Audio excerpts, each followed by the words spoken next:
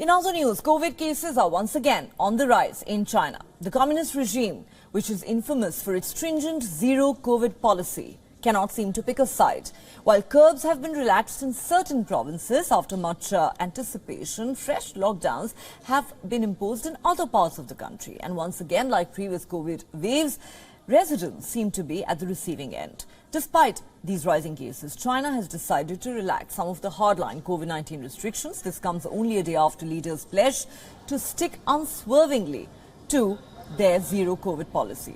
Now let's see what these relaxed curbs entail for the residents of China. Inbound travelers will now have to quarantine for 8 days instead of 10.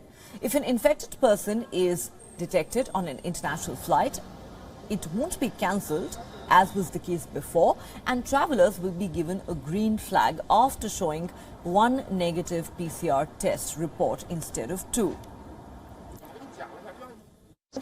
I feel really relaxed because of the previous restrictions. It was inconvenient for us to go out for travel or business trips. Both people around me and myself were a little depressed about it. Everyone was very happy when this policy was announced today. Along with residents, the stock market also welcomed the news cheerfully. The Shanghai Composite Index gained 1.6%, while the benchmark Hang Seng Index advanced by 7.7%. The oil prices jumped by almost 3%. This comes as China's COVID caseload soars to its highest since the lockdown in Shanghai earlier this year. As of today, China has reported over 10,000 new COVID-19 infections. Both Beijing and Guangzhou, which is the new epicenter, are reporting record daily cases. This has spurred lockdowns in the southern Chinese manufacturing hub. More than 5 million people have been confined to their homes in Guangzhou and the western mega city, Chongqing. Residents have been ordered to stay home at least through Sunday. But China has a reputation of increasing these impositions and curbs without any explanation. Only one member of each family is allowed to go out and purchase necessities, that too once a day. Public transport has been suspended and classes halted across Guangzhou. Flights to Beijing and other major cities have been cancelled.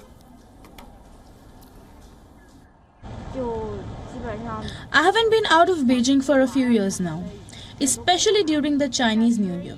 And when you want to leave Beijing, usually your company will tell you not to leave the city unless it's necessary. So basically now I do not dare to leave if it's for leisure reasons.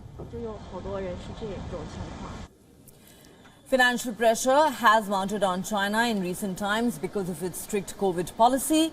The impact has been so severe, the country is set to miss its annual growth target of 5.5% by a great margin. While the relaxation in curbs brought a new ray of hope, it is likely to be dampened by the new lockdowns. Pandemic fatigue has also begun to set in as the onerous curbs show little sign of letting up in certain parts of China, and contradictory demands from Beijing are only making the situation worse.